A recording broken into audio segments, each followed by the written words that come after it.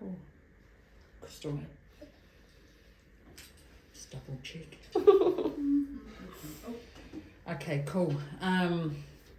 So like I was just saying before, this is a little bit different. Yeah. But still very, very special and important. So I guess we'll just start off, if you can share who you are and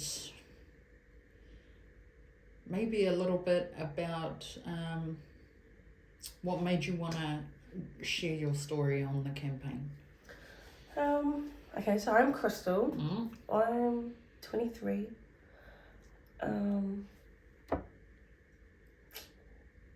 I don't know, I don't know how to say this. I'm trying to figure out how to how to word things. What made me want to share my story here today, obviously like how we were talking about before, it was a bit of a spur of the moment. Hard. Just, it happened. Yeah. I guess it was sort of just like a sign to me, really. Yeah. Because like, I have been sharing this story for the last 5 years really, but for the last 2 years is sort of like when I've been actually giving it out. But I was saying to you earlier about the whole taking the opportunities thing. Yeah. I wanna be able to share this story in as many ways to as many people as I can. Not just for my sister, not just to tell her story, but to help others as well. Because that's pretty much been my main point with the whole thing, is if I can help one person, if I can save one person's life, if I can get one person out, then, you know, I'm doing what I feel like it's been like my mission since my sister passed away, was to just help. I know I can't save everybody, but I'm gonna do my best to try. You know, and that's sort of my thing. That's where I sit with all of this, and this is why I did sort of take the opportunity to come and share with you today and with everybody else, obviously. Yeah. And obviously it falls within the same kaupapa. So I guess it was just like that light that it aligned to just to say go. Fucking mean. And okay, so you're here to share your sister's journey with domestic violence. Yep. So where does that start? So at the end of 2018, my sister met her partner. What was your sister like? My sister, she was outgoing. She was absolutely beautiful. She was a hard worker, not so much in a mahi sense, but as in a personal sense. Yeah. You know, if you gave her a job to do, she was gonna do it, and she was gonna do it exactly how you asked her to do it. And she just had that in her head. And like, growing up, like, you know, we were siblings and we used to fight all the fucking time, like, so bad. Like, we were probably the worst out of all of our siblings. It was me and my sister. We were the worst out of all of us. But like, it was sort of, as we grew up, it didn't stop. Like, you know, the fighting didn't stop. But I think as we grew up, we sort of learned how to work together in ways. It was still like, you know, we could barely be in the same room for fucking 25 minutes. But if we were like, a kid's birthday, we were like absolutely the best team you could ever ask for. Fucking Christmases, like, you know, just like stuff like that. It was if we had a job to do, or if we were given a job for something, like, you know, we were the best team that you could even ask. So you were teamwork when it counted. When it mattered, we were on. But then any other time it was like, nah. Yeah. How old was she? When she passed away, she was 22. Oh. Yeah, she was 22. So she wasn't very old, but she's 4 years older than me. Oh, yeah. But yeah, no, she was absolutely beautiful. Like, she was like, she's one of those people, like, when you walk into a room, you can tell that she's like the life of like the life of the party, the light in the room, like, you know, she was just that person to everybody, to absolutely everybody. She was always fun, she always stood up for herself, she was real hard-headed, she didn't give a fuck what anybody else thought about her, she just lived her life, lived it the way that she wanted to, and didn't really care about anybody else's opinion. Love it. Yeah, it was me. Like, she was honestly, that was just her as a person, as a whole. She was that person. So she met this boyfriend. Yeah. And what was she like at that time when she met him? She didn't like, it wasn't that, she didn't like change heaps or anything like that. And like, I think also because she didn't ever like live with him, so they never lived together, so it was never like she was locked down. Oh yeah. You know, so she was never like taken away from us or put in a space where we couldn't be with her. So because she was the whole time that she was with him, she was living with mum, so it wasn't like she didn't have like this dramatic change in her personality or anything, but she did become very I'm not gonna listen to anybody else's bullshit, I'm not gonna let anybody to tell me what to do. That's what changed. That was the dramatic change in her. It was like she became obedient. That's the best word that I can use to describe it. Even though they like weren't in that space where they were like together all the time, she still like, he would call her like 700 times a day to make sure she was home, you know, like shit like that, and she would pick up every time and sit on the phone. Were you there? Like, yeah. And what would you be like? I just, when she'd get off the phone, I was like, bro, why do you answer? Like, you know, like, why do you answer every call that he makes? Why do you let him be like, are you home? Are you home? And she's like, no, like, it's all good. Like, it doesn't matter. It's not that big of a deal. Like, he's just checking on me. You know, like, in denial. In denial about what the situation really was and why he was doing those things. Do you think it was because she was so in love? I don't even know if she was like in love with him. I think she seen a broken man and thought she could fix him. Oh no. Yeah, one of those. It was one of those situations. Because like it wasn't, we never seen it coming. Like, we didn't ever think he was gonna kill her, but we knew what he was capable of, just not to the extent. Because when she met him, he literally had just gotten out of prison for abusing his last girlfriend, like the girlfriend he had before he went to jail, and he was in jail for like 2 years. And so when she met him, like, it wasn't like a we didn't know him type of thing. Like, we didn't know him, but we knew about him. So it wasn't like a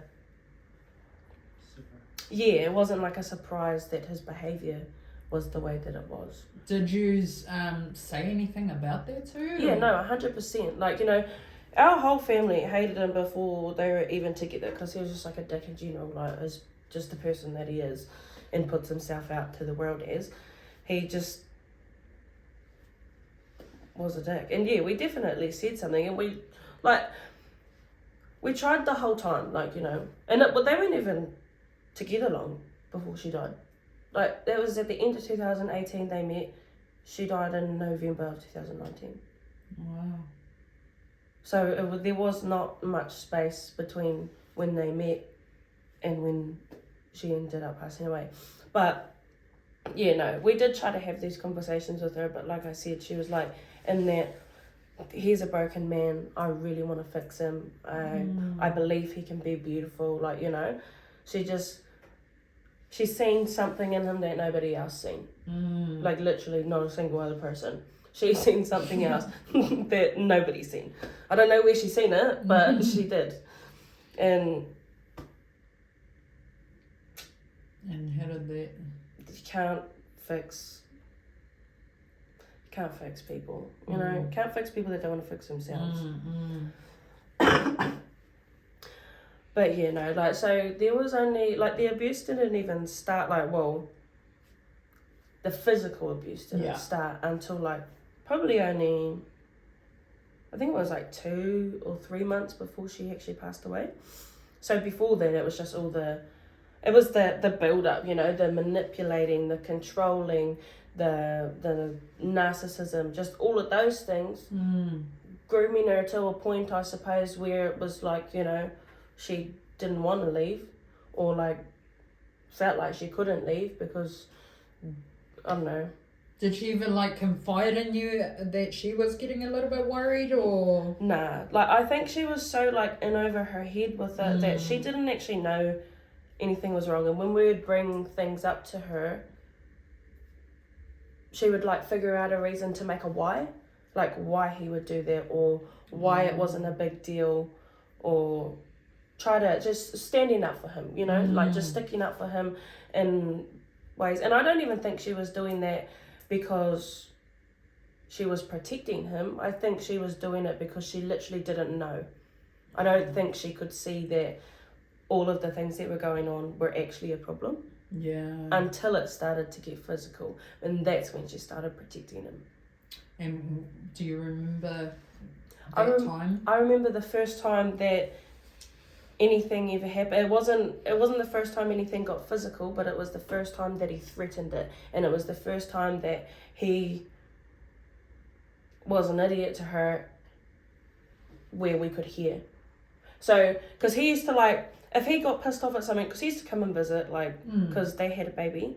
They had a baby in July, the July of 2019. And so, like, he would come and visit the house. But, like, if he ever got pissed off at anything or wanted to have a go at her, he would leave and ring her.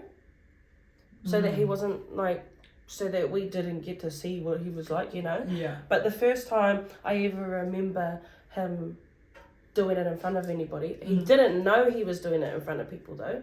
But we were going out for dinner. Our dad had invited us all out for dinner and said to Azalea, invite fucking, what's his face? Yeah. Invite him, he can come, because this was like the first time that he'd ever been like invited out for our family. And it was like, cool, all good. We're all gonna go out, we're gonna go for dinner, blah, blah, blah, blah, blah. I was like, had just put my kids in the car. I walked in, he had just walked in before me, and he didn't know that I walked in behind him. And he seen my sister, and he goes, she was in this beautiful dress. It was like this flowy dress that like had like thick shoulder straps, and I don't know, she just looked real beautiful. And he walks in, he goes, put some fucking pants on, you look like a slut. And she was like, no. She was like, no, I'm gonna wear this. This is what I'm wearing to dinner with my family. Yeah. With my family. And then he's like going off, and I didn't know what to do, so I sort of just like walked down and was like, what the fuck? Went and jumped in the car and like told my partner. I was like, said what he had said, but he didn't know that my mum was actually inside, but she was on the phone in her room, and she heard him just keep going and going and going and going, and she walks out. She goes, what the fuck is your problem? And he goes, turns around and walks out, he jumps on the phone straight away, like I see him get in the car, jump on the phone. And as he's driving away, he's ringing her.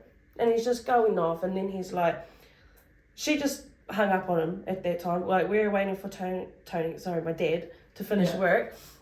And he was coming into town. And so we were meeting him at the restaurant. So we ended up going, we were waiting. He was there. She's just ignoring the phone calls. And we get there. She takes a picture of all of us sitting at the table and posts it on Facebook. And then he's like ringing her while we're at dinner. This counts outside in the car park. Wow. Looking in the window. And then he's like, text her because she wasn't answering the phone calls, and goes, is there extra seat for your fucking boyfriend, eh? You were just waiting for me not to come so that your boyfriend could come. And she's like, that's literally the seat that was for you, bro. Like, where did you get that from? That was literally your seat, the one that you're not in because you threw a fucking tantrum. That's why there's an empty seat there, not for my other boyfriend. Yeah. And then and then after that, I wasn't living with mum at the time, but Azalea was living with mum. And after dinner, we all went our separate ways. I went home. I had ended up ringing mum because I needed to borrow something off her or some shit. And I pulled up and I was like, hey, I'm just coming to grab blah, blah, blah, blah, blah. And she goes, be quick, tell your friends to stay in the car. And I was like, what the fuck? And then I went in, the door was locked. I knocked on the door. It was like weird because you knew I was coming. Why is the door locked? And then I walked in, she's like, hurry up, grab it and just go. And I was like, what the fuck's going on? And then she like starts showing me all these messages from him. He had rung and like threatened to like kick my dad over, and then he was messaging saying he was going to burn the house down like with his baby in it, like all this out of it shit, like saying he was going to bring his friends to raid the house, like just being just out the gate, all over this dinner situation. Oh my God. All over the dinner situation. And it was from that point on that he wasn't allowed at the house anymore, obviously. Fair enough. And this is how they started to stay in motels. So every weekend they would go and stay in a motel so that he could see the baby or whatever, so they could spend time together. The first physical thing that I ever heard about, which was only a couple of weeks after the dinner incident, was my sister was staying at my cousin's house. My cousin's girlfriend was her best friend. They were just having a sleepover. She had the baby. My cousin's there. The girlfriend's there. They're just hanging out. He comes to that house, banging on the door for ages. Nobody's letting him in because they're just like, go away. Like, he's come over because she's not answering the phone. That's why he's come over. And he's just banging on the door and she's like, fuck's sakes, just let him in. Just let him in. He's not going to go away. He's not going to go away. Just let him in. They let him in. And he walks straight to the room that Azalea's in. She's holding the baby. And he headbutts her while she's holding the baby. And then after that, he gets my cousin's girlfriend, Azalea, and the baby. They're all sitting on the couch. He's made them all sit on the couch. He's gone to the kitchen to get a knife. He's held it up to my cousin's throat and been like, if you fucking tell anybody that I was here, I'm gonna fucking kill you all. Like, just out the gate shit. Like, he just was so out the gate. Just over nothing. Like, what? She didn't answer the phone, so he's come over and he's threatened to kill you all. For what reason? For nothing. Literally for no reason. That was the first physical incident that I ever knew about. There could have been one before that, but that's the first time that we ever knew about something. Yeah. And there was only... Would you try and talk to her like after that? And what was she like? She was like pretty in denial about the... seriousness? Yeah, the seriousness of the situation. Because it wasn't even her that told us about that. It was my cousin. It was my cousin and the girlfriend that told my mum. It wasn't her. I don't know if she didn't know how serious it was. Because obviously she did. If it was something that she wanted to hide from us, then she knew it was wrong, you know? She wasn't completely oblivious to what was going on, clearly. Otherwise it wouldn't have been something she was hiding from us. I think there was only 2 other incidents before she died. What were they? Do you remember them? I remember one, it was because this was like the worst one, and this was literally 8 days before she died. This happened. So it was like the weekend before the weekend she died. So she was like, she'd gone out. It was a Thursday. It was their friend's birthday. Mum had the baby and she'd gone out. They went out to town. They went out for a drink. Everything was all good. She was supposed to come home that night though, but she didn't end up coming home till the next day at like lunchtime. And I remember this real clearly because I seen the taxi pull up and I went outside to go give her a shit. Be like, you're supposed to be home ages ago, blah, blah, blah, blah, blah. And then I walked out. I seen her get out of the car. I couldn't speak. I turned around and I went in to Mum and I said, go and look at your fucking daughter. One whole side of her face was like so swollen and black because he had fucked her up the night before when they were out. Literally in the middle of town. Like left her on the road. But she lied. She lied when she came in because we knew what happened. Like we literally knew what happened, and there was you weren't going to tell us any different. We weren't stupid. We knew what happened, and you know we just when we asked her about it, you know it was really hard. Like in that time, I had to sort of like remove myself from that specific thing because for some reason I was angry at her. Yeah. You know, like when I seen her, I was angry. I was angry at her because, like I told you, bro, you know, I told you and you didn't listen. So I was like, I couldn't do it. I couldn't talk to her that day. But Mum was trying to talk to her, and then I was talking to her. I ended up talking to her that night. Like, bro, what happened? And she goes, oh, no, like, we all got into a fight at the Lone Star. And I was like, no, you didn't. I was like, what happened? She goes, nah, this other guy hit me, but it's all good because Sam took care of it. And I was like, okay. And then the next day, we talked about it again. Story changes a little bit. Next day, story changes a little bit. So on, I think it was the Friday. Not the Friday like right after it happened, but the Friday the next week. Yeah. I ended up taking her to the hospital because from whatever happened, she was complaining that she had like a really, really sore neck. So I was like, okay, I'm going to take you to the hospital and we'll just figure it out and we'll see if you're all good because I don't know, you know, she could have had an injury for all she knew. Yeah. So I took her to the hospital. And this is when I knew for sure, I already knew like inside of me, but this is when I knew for sure that she was lying. We got to the hospital and she's sitting there and they ask her what happens. And a whole complete different story, like from the 100 that she told me, came out. And I'm looking at them, trying to like tell them that's not what happened. Like, and they knew. Yeah, they knew. Yeah. So I ended up having to leave her there because I had to go pick my dad up, and then I left her at the hospital, went and picked my dad up, dropped him off, and then I went back to the hospital to get her, and she was all good, everything was fine, and that's when I said to her in the car on the way back, I said, why did you tell them a different story than you told me? And she goes, oh, I don't know. And I said, is that because you're lying? Like, you're not telling me the truth about what happened? And she goes, nah, it's not like that. Like, I promise it wasn't Sam. Like, blah, blah, blah, blah, blah, blah, blah, blah. And I was like, okay.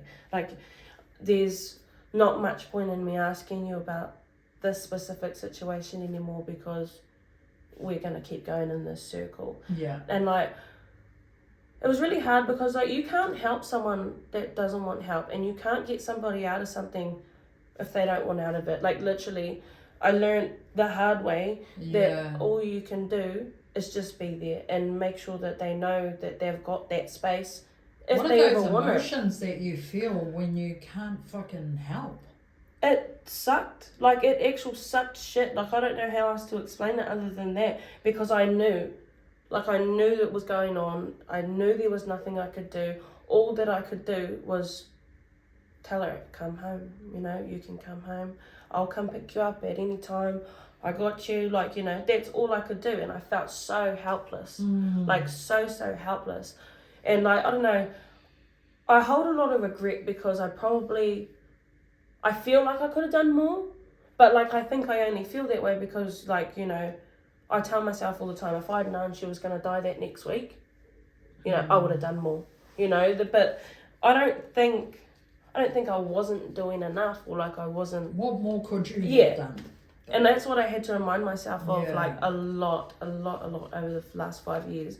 Because for a long time I sat in that, like, I should have done this, I should have done that. But still, even if I did those things, it wouldn't have changed the situation. The result. Because it's literally like I said, you can't make someone get out of a situation until they're ready. And that's the sad truth. And that's not even just with this, like with a lot of things. It's, you know, you can try and help as much as you can. Yeah. But still. No, it's the same for addiction. Yeah. Like they're not until they're ready. Yeah. Until they're ready to stop, until they're ready to leave, until they're fucking so far over what's going on in their lives that they're ready, you can't, all you gotta do is just be there. So what happened when she got out of hospital after you had that convo in the car? Not a lot. She was pretty quiet after that. Like, she just didn't... I think she just didn't want to talk about it. You know, she just knew. Like, she knew that I knew. She knew that Mum knew. She knew that what she was telling us was just going straight over our heads because we knew she was lying. But we just had to continue to do what we were doing with her and be the way that we were. What did her last 24 hours look like? I actually remember the last 24 hours of her life like the back of my, probably better than the back of my hand. Like, I don't know why, but that day I paid so much attention to everything that happened. It's like I knew something was going to happen.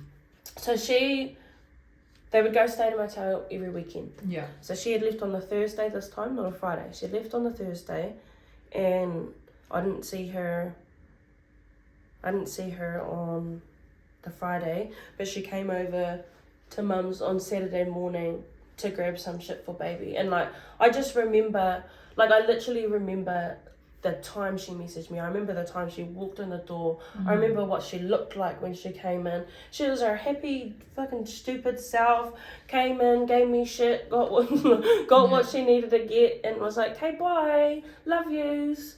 And then that night, she was at the motel they were staying at, and she was actually studying, because she was studying, I think, like accounting or some shit like that when she passed away. And so that's what she was doing that weekend. She was just hanging out, studying. She literally, like, I don't know, she used to be real blasé about like the situation and act like she wasn't going there to like be with him. You know, she just used to like act like she was going there so that he could be with the baby. So like she'd just be like, nah, I don't really care what he's doing. I'm just gonna go and I'm gonna go and study, and he can see his baby. I don't care, whatever. Yeah. You know, whatever. He's gonna do whatever he wants, and that's pretty much it. Like she came that morning, and then was in and out. She was literally in and out. She literally just came to grab something. And I'd been talking to her that day, and she was just having the time of her life, just chilling. Like, you know, there wasn't much going on. She wasn't like, there was no like massive build up. Yeah, there was nothing like, it was just like, just happened. You know, like it wasn't like, there was no fighting during that day. There was nothing that happened during that day. So what did happen? So he went out to his friend's birthday that night. On the Saturday night, and he went out to his friend's birthday, was having a good old time. And her and baby were in the hotel? Yeah, they were at the motel, and they were just there. He went out, they stayed there. He went out to his friend's birthday. I was actually working. I was working my first night in a nightclub that's in Invercargill. I was working my first night. I was having a great time, and I seen him come walking up the stairs, and like just doing my job, big smile on my face. He walks straight to me, obviously because he knows me. Like, you know, he's gonna come to me before he goes to anybody else. Comes to me and he tries to like get a drink. He asks me for a drink. He's trying to pay in cash. We don't take cash. We only take card. Whatever. He goes and talks to someone else he knows. He was actually in there that night selling drugs. Like, that's the only reason he went into town. But I don't know, it was real weird. Like, I remember what he was wearing. I remember what time he came in. I remember the last time that I seen him being there. You know, the last time I noticed him actually being there. But then he left. He went around the corner, jumped in a taxi, and then the taxi driver actually like testified this in court, and he said that he was driving him. Sam was happy as, having the time of his life. Like, he's all good. Seems like he's just had a really good night. And when he gets to the motel, he gives the taxi driver like $300 or something for like a $50 taxi ride. Oh, not even that. It was probably only like $15 because it was only from town to like just down the road. And he gives him this money, and the taxi driver's like, no.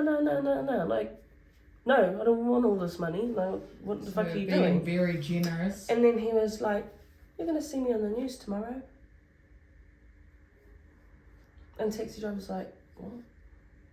You're going to see me on the news tomorrow? Just you wait. Gets out of the taxi and then goes. Wow. And so his like reason, which is, there is no reason, like, you know, there's no reason, but his reason was he said, he put in his own head this story about my sister was pregnant to somebody that she's never met. Never, ever met this person that apparently she was pregnant to. But so she was cheating on him and pregnant to this random guy. And you don't know what he did. So that night, we don't know if she was alive or not alive when this happened, but he video called this guy and showing him Azalea, going, look what you made me do. Look what you made me do. And this guy on the phone's like, what the fuck? Like, what the fuck are you on, bro? What are you talking about? And it was them, the guy that he rang, him and his missus were the ones that they made an anonymous phone call to the police that night and said hey, I've just got a video call from blah blah blah. He's a well-known person to the police, so he was like, I've just got a phone call, a video call from this guy, and he's showed me this unidentifiable woman. I don't know if she's alive. And he's like, I don't know where they are, I don't know anything, I got this call from him and this is what he showed me. And so they went around and looked for him at all the known addresses that they know of him, all the cars that they know for him, and they were looking for him all night. Couldn't find him, but he was also supposed to meet up with this guy that he rang. He was like, meet me at this street. The guy shows up to be like, what the fuck are you doing, bro? And why are you doing this? What the fuck does it got to do with me? And he goes and he waits for Sam, and he doesn't show up because he's fucking running away. Literally, that's what happened. But he just... There was a couple of things that made me and other people feel like it could have been premeditated. Because one, the taxi driver thing. Yeah. You're going to see me on the news tomorrow. He knew he was going to do something. And also, one of his kids wanted to stay with them that weekend. And he goes, oh, no, you can't stay. There's not enough room. There was, though. There was. And he was supposed to, be having this kid, that weekend. And he was like, no, you can't stay. You can go stay with Papa. There's no room for you here. But there was. And then the taxi driver thing. I don't know, just little things that made it feel he's thought about this. He's thought about this before it happened. It was not just no spur of the moment. Was she pregnant? No. She was literally on her period that day.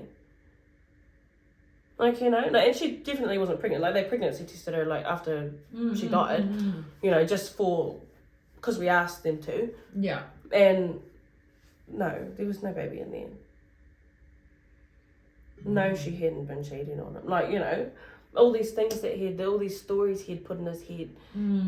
He literally just thought them up. And how did you hear about what happened? Oh, so actually, it was kind of out the gate. So I had worked at the nightclub the night before. I didn't get home and into bed until after 5, and I woke up. It was weird that I woke up so early, but I woke up and it was 8 o'clock or 8:15, and I picked up my phone and I had this message, and it goes, "Is it true?" And then another message about Azalea. One, who the fuck messages? So this person actually knew that Azalea was dead, because she's someone that was intertwined with that family. So she knew. Don't know why the fuck she was trying to ask me, but I got a message, "Is it true?" about Azalea. And I was like, what the fuck? And so I just didn't even reply. I messaged Azalea and I was like, hey bro, ring me when you see this. And then I sent it, and then I was like, nah, fuck that, I'll just ring her. Rang her, it obviously didn't go through.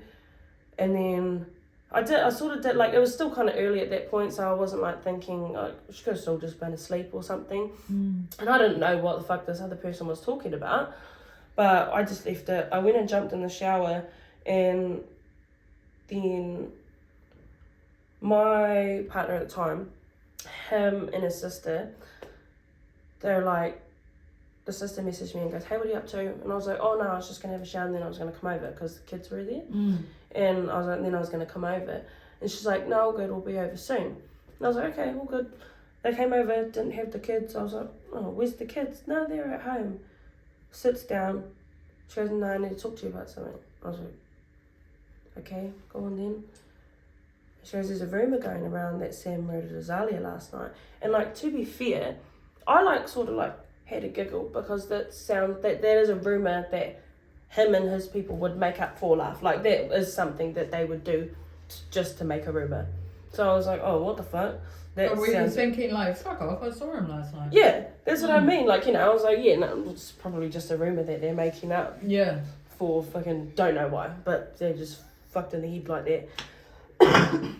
And so she said that, and I was like, oh, out of it, I'll go talk to Mum. And then I went in, because Mum was still asleep. And like I walked in and I was like, Mum, like, I don't know, it just wasn't, it hadn't like settled, like I didn't register that this could have actually been a real thing, like it wasn't sitting there with me. And like I woke Mum up and I was like, Renee's here, she said that there's a rumour going on around that Sam murdered Azalea last night. And she's like, what the fuck? Get straight up out of bed. And like that's when I was like, oh, like fuck, like wait, this is a real thing. And then she's like, ring the hospital, ring the police, like, fucking find somebody, like, try and find her. And I was like, okay, ring the hospital. I tried to ask them if Azalea was there or had been there. They're like, we can't really tell you that. And then I told them why. I was like, well, apparently she was murdered last night, so can you just tell me if she's alive? Like, can you tell me if she is at the hospital? And they're like, oh, okay, looked it up. No, she's not here. Went to go ring the police, and then Mum goes, no, fuck it, we'll just go to the police station. I was like, all good. And then she said to me, this is when it like hit. Yeah, this was when it hit me. She goes, ring Dad and tell him what we're doing. And I get on the phone and like I'm still like, okay. And then it's when he answers, and then I realise what I'm about to say to him. You know, that's when, and I couldn't say it. Like I literally couldn't get out what I was trying to say. That was when it really hit me. Yeah. That fuck, this is like something that might be real. And I was like, I've got to tell my dad that his daughter might be dead, you know? That's when it hit me, and I was just like, fuck, and I was just sitting on the phone, and it's like he knew. Yeah. It's like he knew, because I was like, oh, Azalea, and then he goes, what happened? I'm coming to town, I'm coming to town now. I was like, we're going to the police station, and he's like, okay, all good, I'll meet you there. I couldn't even tell him. No, I didn't even tell him. Didn't need to tell him. He just knew. Yeah. He just knew something was wrong. And me and Mum got to the police station, and she was frantic as fuck. Like, obviously, like, you know, as you would as panic. Any mother. Yeah. Yeah. And like she walks in and she can't even put words together. She's like, Azalea, Sam. And then I was like, just shush, like I'll talk. And then I said to the lady that was at the front desk thing, I was like, has there been anything like about anyone named Azalea Wilson? And they're like, I'll have a look. Don't think so though. Had a look, no, nothing. And then I was like, what about Sam Sampson? And just as I said that, there was a cop walking out of one of the doors from the main area, and he goes, what did you just say? And I was like, Samuel Sampson. And they were like, oh, do you want to come in here with me? And I was like, fuck, like what? You know, like what the fuck am I about to hear? We go into this little room with him, and he goes, what are you, like, why are you here? Like, what are you looking for? And I was like, well, apparently he murdered my sister last night. And then he's like, all right, okay, so last night we got a call saying blah, blah, like what I said before. Yeah. Last night we got an anonymous call saying this. And I was like, okay, well, so here's two stories that are correlating together. I'm telling you that maybe my sister's been murdered, and you're telling me that someone rang you to say that he was with an unidentifiable woman and you haven't been able to find him. What the fuck's going on? And so at this time, we didn't actually know where they were staying, because they would stay somewhere different every time they went out. Yeah. Like, they would just go stay everywhere. So at this point, had no clue. That's a Sunday. They've called in like every cop that they can fucking imagine in the area, and how they were going to try and find her or him, them, whatever. They'd have to ring every fucking hotel. They were like, do you got a photo of the both of them? And I was like, yeah, emailed it to them straight away. They printed it out, gave out copies to all the different police, and they went out and just went to all the motels. But that's not even how we found him. Or how found her, not him. But it was so... the one that told me that I was talking about earlier, she spoke to the mother of his older child and said, this is what's going on. Is it all good if I go and pick her up and just ask her to show, because she'd been there on the Friday, to ask her to show me where they're staying so that I can go and visit. So because they like know each other, and so she went and picked up this kid and was like, do you know where Dad and Azalia were staying? And she goes, yeah, I don't know what it's called, but I can show you. And so they jump in the car and they drive, and then she takes her in the right direction. They drive past, and then she goes, do you know what room they're staying in? And she goes, yeah, that one, because it was the one closest to the road. And like, I felt real sorry for her, because like, knowing that, like, being there, knowing Azalia could have been there, and like, you know, just having to drive away and act like nothing's happening because you've got this kid in the car that you're trying not to let know of the situation. But that's how we found her, and she texted me straight away as soon as she knew where it was. She texted me and I told the police. They went straight there. We ended up having to wait like...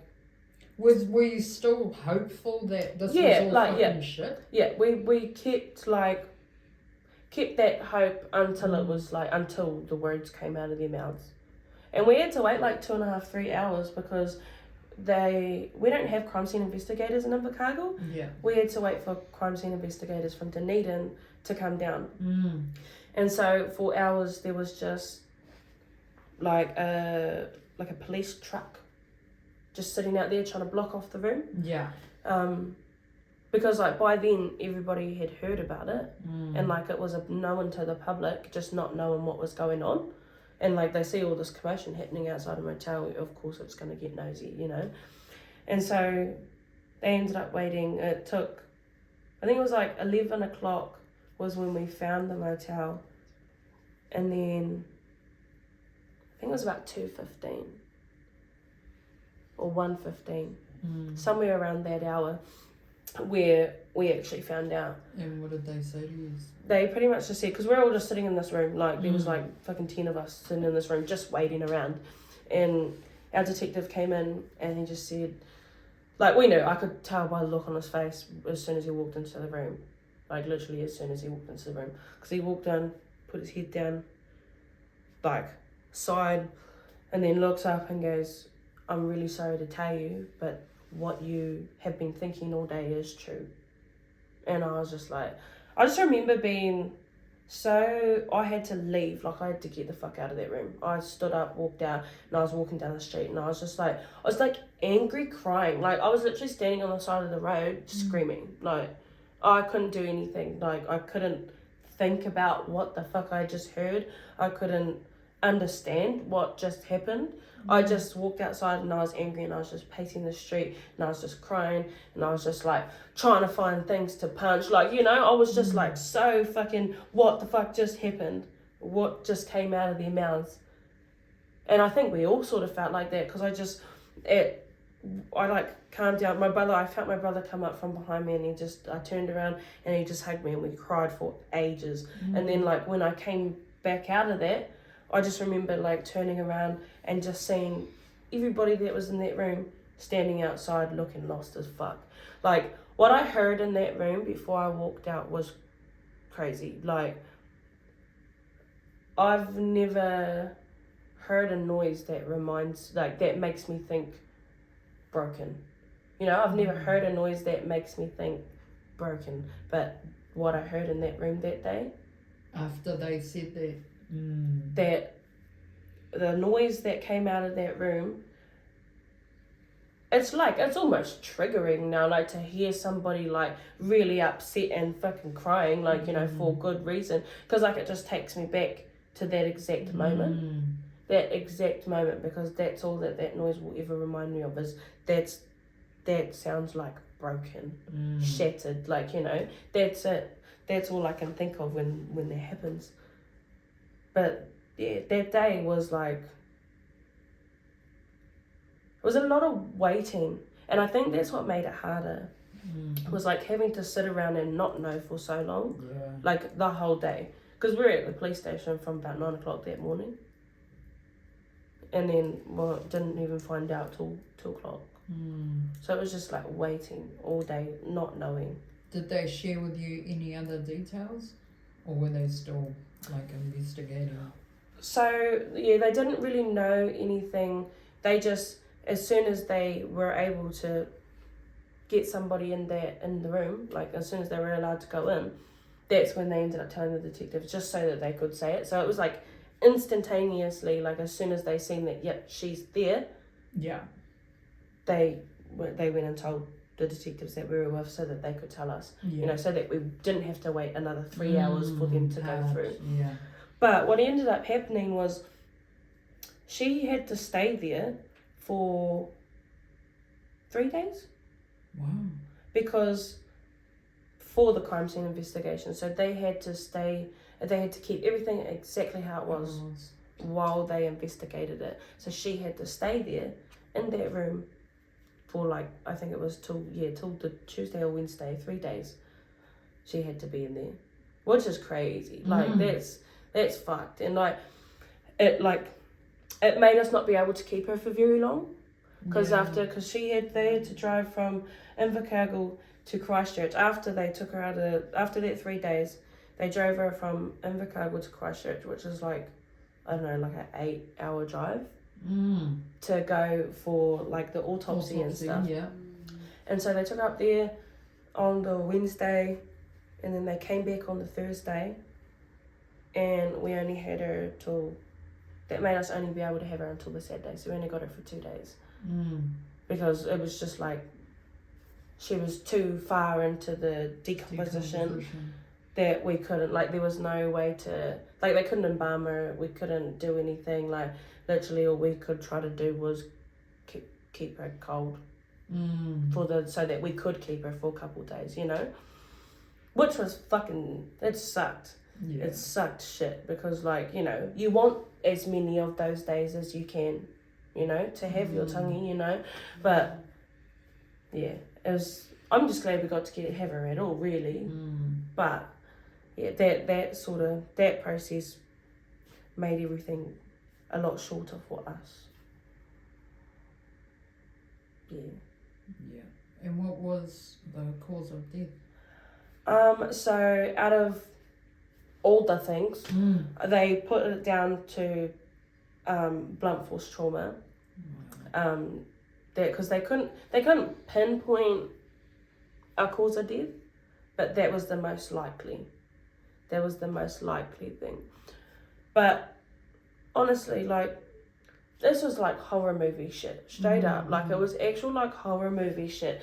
Like, the day that they took her out of the motel, we went to Bless It, and walking into there, it was literally like what you imagine of the movies, like blood spatter up the walls, on the roof, behind doors, like you know, just shit everywhere, like absolutely everywhere. Like, what the fuck happened in that room? I don't know for sure. The only people that know are him and her.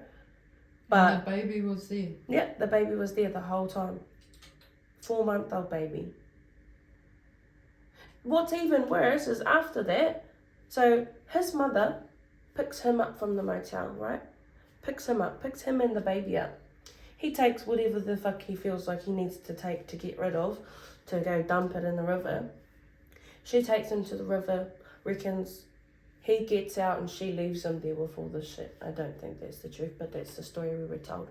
And then she goes around and drives around with that 4-month-old baby for hours until the next night, the Monday night. Yeah, until the Monday night, I'm pretty sure.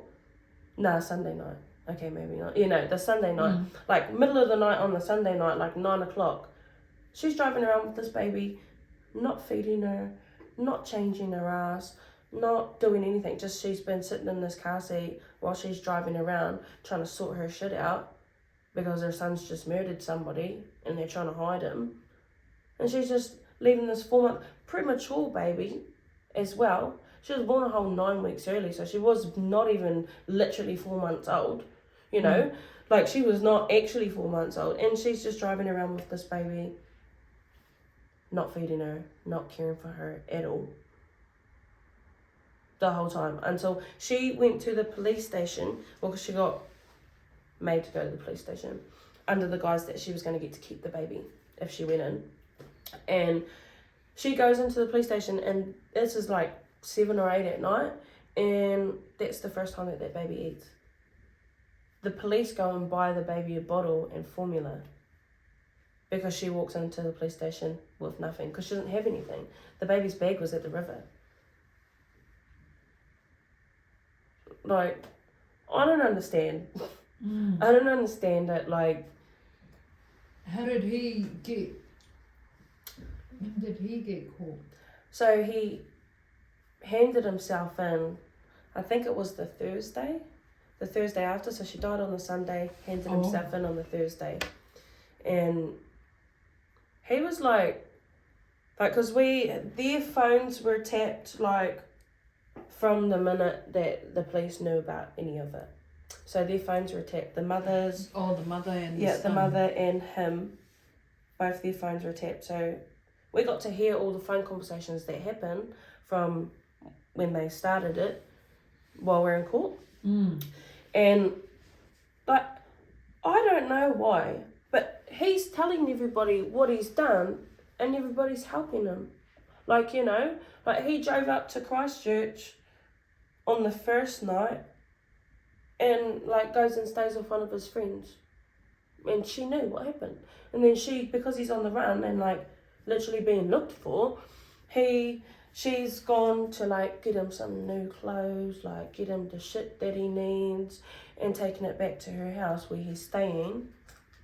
And then she drives him all the way back to Invercargill the next day. And then on that night, he goes out to... It's like this place that's about 45 minutes from town. And he's staying there at his friend's dad's house. Has his mates taken him there so that he can go stay there. And all this came out in trial? Yeah. And so they take him there, and he's like, he ends up gapping it from that house in the middle of the night because he's rung his mother, and he's like, every cop in Southland is coming to get me, they're going to shoot me, they're going to kill me. Like, just saying crazy shit. And then his car runs out of gas, and she goes to pick him up. And then they stay in a motel that night, get him all some more clothes, some other things to wear, feed him. And then, I think it was the next afternoon after that, he went and handed himself in. But what he did was, like, rang a cop that he knew and was like, can you come in there with me because they're going to kill me? Like, he was just saying some real out of his shit. And, like, we all thought that maybe he was on drugs or something because of the way that he was acting. But no, there were no drugs in his system, not even a tiny bit of a trace. He was found mentally competent, so there was nothing like... Yeah, mental... Yeah, there was no mental health things going on that was making him act like this, or just... He just was. You know, like, it's just the way that his brain works. He was just, like, obviously, like, overthought about everything, you know? Because he's like, oh, fuck, I've done this bad thing, I'm going to get caught for it. All the cops are coming for me, like, you know, they're chasing me, everyone's out to get me, and all that sort of shit. But, no, I think, yeah, it was, like... It was the Thursday. The Thursday was when he handed himself in. Did you hear about that? Yeah, they told us. They told us straight away. Straight away they told us that he handed himself in. But there was like heaps of back and forth with like stories about what had happened in that time. Like we didn't know until court, which was 18 months later. 18 months after he handed himself, or the first court date that he had, which was like after he handed himself in. But it was 18 months after that. So in that 18 months, you know, we were hearing like this, that, and the next thing about what happened in those 4 days that he was on the run. What were you hearing? Oh, like heaps of out of it shit. Like that he was in the bush and someone went and found him and took him to the police station. And like, then we heard that he killed himself, which obviously he didn't. He was alive. And then, like, you know, we were just hearing absolutely everything. Absolutely everything. Anything that someone could make up, it was out the gate. Like, I had so many stories, like, come to me, like, shortly after she had passed away, about, like, just things that people were going around saying that were, like, so far from the truth.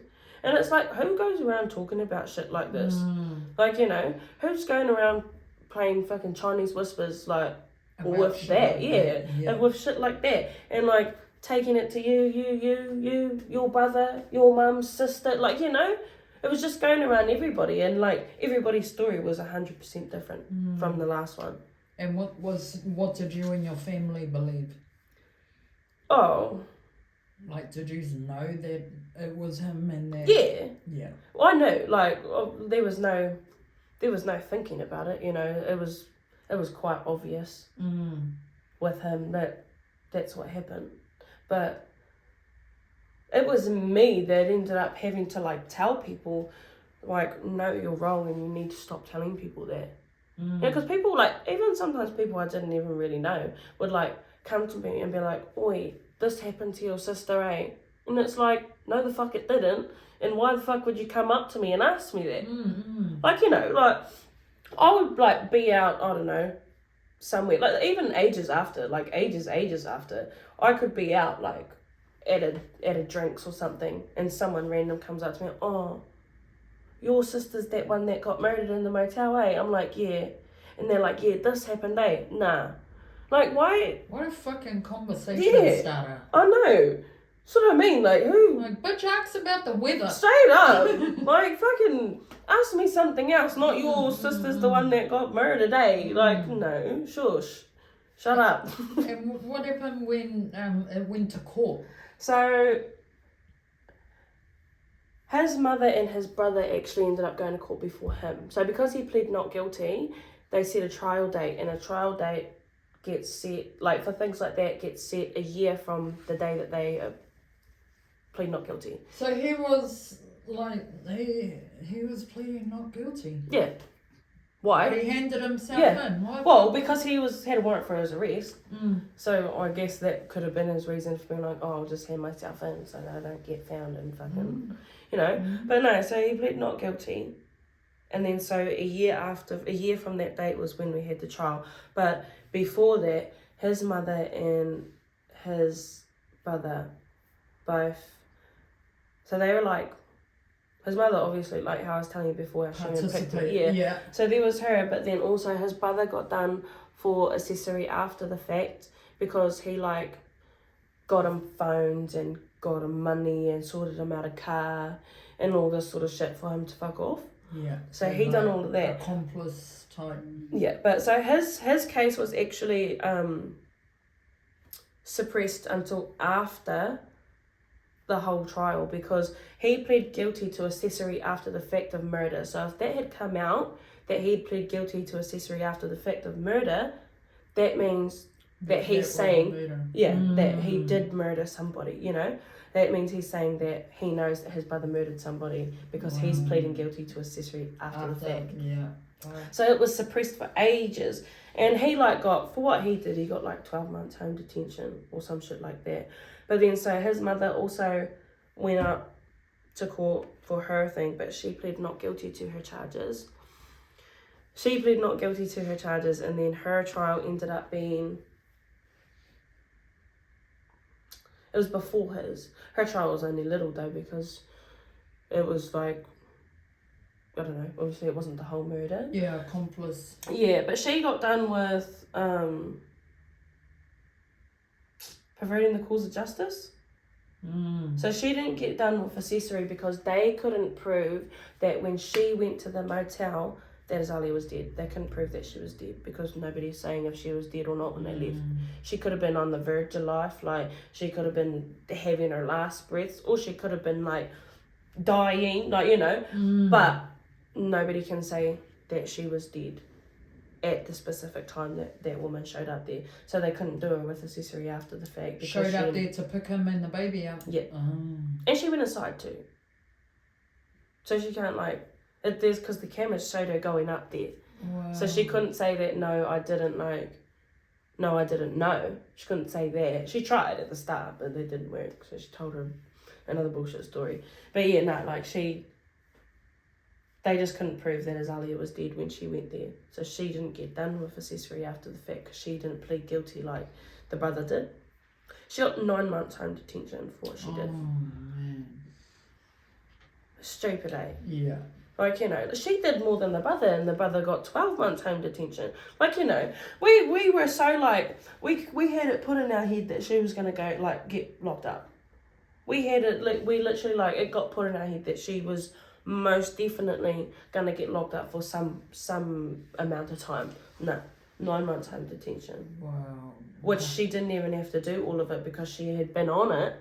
She had been on fucking, they took from, what's it called? They reduced her sentence because she had already been on,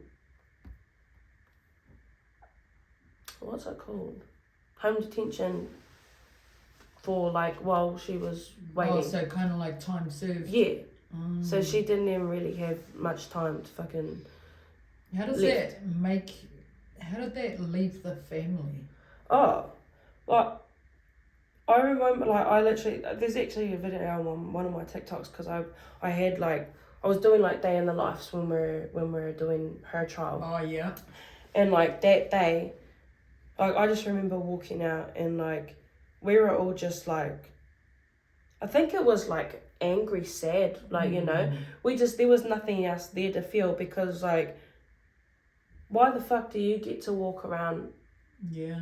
Like, you know, why do you get to live your fucking life and just chill and just go back to your job and fucking go walk down the street a free woman when you did what you did? And we were so certain that we weren't going to have to see her for a while. Like, you know, we were so certain that she was going to be locked up. No. So it was like, it felt like a kick in the face, eh? Yeah. Like, it felt like a big fat kick in the face because we thought something was going to happen and it didn't. Yeah. You know, and then that left so much uncertainty in us when we went into trial for the actual murder.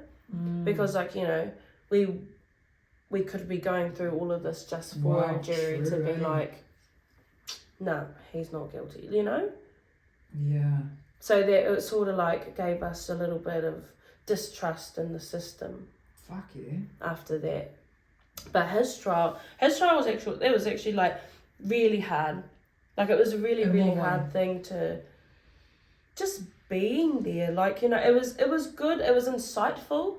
Like, you know, we got lots of questions answered that we didn't have before because there was so many things that we didn't know that, like, either got confirmed or, like, that we found out about. From the investigation? Yeah, from, like, so when we went to trial, we figured out, like, yeah, we just had a lot of questions answered. Yeah. But it was just, like, a really hard time because, I don't know, I wasn't even really mentally there, if you know what I mean. Like, I was so clocked out in that time that I barely remember what happened. Like, I remember most of the key parts of trial, but, like, I literally had to, like, go and request, like, the minutes from the trial so that I could actually remember what happened. Yeah. Because I was there physically. Yeah, but mentally I was just, like, I was not there. Like, I remember the first day that I was in there, which was the second day of trial, because I wasn't allowed in the first day because I was testifying, so I couldn't go to the first day. But I remember the first day that I was there, and I remember it for that reason, because I was there and because I was the one who had to speak that day. And what was that like? I was really scared, like, because I didn't know what was going to happen. I'd never been in a courtroom like that before. I'd never had to speak, like, be questioned like that before up there, and I just didn't know what was going to happen. And so going into that, it was like I was sort of blind to the situation, so I literally had no idea. But I fucking got up there and I sat up there and I, with all of the confidence that I had, I don't know where the fuck I pulled it out of, but I did. And I sat there and I answered every question perfectly, and I stood with pride, and I kept my head up, and I was making eye contact with these lawyers that are talking to me. I was making eye contact with the motherfucker that's sitting right in front of me. Like, you know, I didn't let myself be pulled down into that feeling where I couldn't, because I knew why I was there. I was there to get justice for my sister, and I was doing my part that day. And so I knew I had to go in there and I had to stand up, and I had to stand with my shoulders up, my head up, with as much pride as I could bring with myself. And I think what made it a whole lot easier that day is because I had my head down when I first walked in there. And then when I sat down, I lifted my head, and all I seen was every single person that I knew. Nice. Everyone was there. My family, my friends, everyone. And I stood up and I seen that I was supported. I seen that I wasn't there by myself, even though I knew I wouldn't have been anyway. But I looked up and I felt it. That was my strength in that moment, was all of those people, seeing that these people are here to support me, these people are here to support my sister. And that's the only people I seen. That's all I seen, was everyone that loved us. But going like after that, because there was heaps and heaps and heaps of witnesses, like over that, like so many, like character witnesses, like people that seen them in the days like after it happened. There was so many that stood up in the 2 weeks, 2 weeks, 2 weeks that we were at trial. And it was like, it was kind of scary, because like we knew every morning before we went into court, we would sit down with our detectives and they would pretty much like sort of tell us like what was going to happen that day. Like they obviously couldn't tell us like what was going to be said and what we we're going to but they were telling us, like preparing us for what was going to happen that day, so we knew. And they would tell us like the people that are going to be getting up and their whys, why they're up there and who they were in the situation and shit like that. And they would tell us all of that. So going in the mornings, we would know, like we knew who we were going to see up there that day. We knew what we were going to hear that day. We knew the stories that were going to come around that day. And like if there were ever anything that was going to be submitted as evidence, like photos or anything like that, they would show us first. And I remember the day that they were going to give the jury the photos of Azalea and the crime scene. And they're like, we've got these, you can look at them if you want to, you don't have to, like, you know, but we're just saying you can look at these because we're going to give them out to 12 strangers today. And also you might accidentally see it anyway, like just because where we would sit, like the jury is pretty much sitting like in front of us but facing that way. So it was like you might see these and you're not prepared to see them, or you know, you might want to. Had you seen anything prior? No, so I didn't know. Like I had heard like from, and like read the autopsy, like from what happened and the injuries that she had, but I'd never seen anything. And I didn't get to see her before we buried her, like before we had the tangi. Mum and Dad did, because they went up to Christchurch when she had her autopsy. So they seen some of her, but I didn't get to see her at any point. So like I was like, I said, no, I definitely want to look at those photos. Like if this is the only chance that I'm going to get to know what actually happened, you know, I want to have that now. And fuck, I just remember like how I was explaining it to be like a movie scene when I was talking about like the motel. Same thing, like when you see her, like, and like she had some of the wounds that she had were done after she died. So she was already dead at some point and he was still hurting her. Like just, it was like crazy shit, like crazy shit. And like it was nice to know that she wasn't just letting it happen. Like that sounds real fucked up, but like she had defensive wounds. She had defensive wounds. Like you could tell that she was like in a fetal position at some point, because like on the side of her body, like there, like you could tell that she was trying to cover herself and shit like that. But like the injuries that she had were just like, so like you wouldn't even like think about it. You wouldn't think about half the shit that fucking happened to her. You just wouldn't even, like, you know. And like I don't know what sort of fucking, like what you got to see in your head or believe to yourself to do something like that to somebody. Like it makes no sense to me. Like the situation as itself, but then to the extent that's what fucks me up, is like what the fuck, like what was going through your head at that time? I don't know. And nobody will ever know, I'm assuming, because he's not even gonna fucking admit, like he tells people that he did it, but he won't ever admit like out to the public that he's like, yeah, no, I actually did. Like he won't ever he's got too much ego. Yeah. He's got too much ego in him to be like, yeah, no, I did it. So what was that like when they showed you? I think because I was like so clocked out while we were at court, I didn't like register really what I was looking at, to be fair.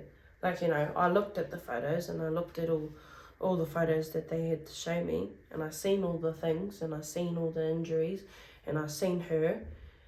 But like, I don't know, it didn't really like, it sounds really fucked up, but it didn't really affect me in the way that you would think it did. Like down the line, yeah. But like the initial seeing the photos wasn't like a whoa, holy fuck.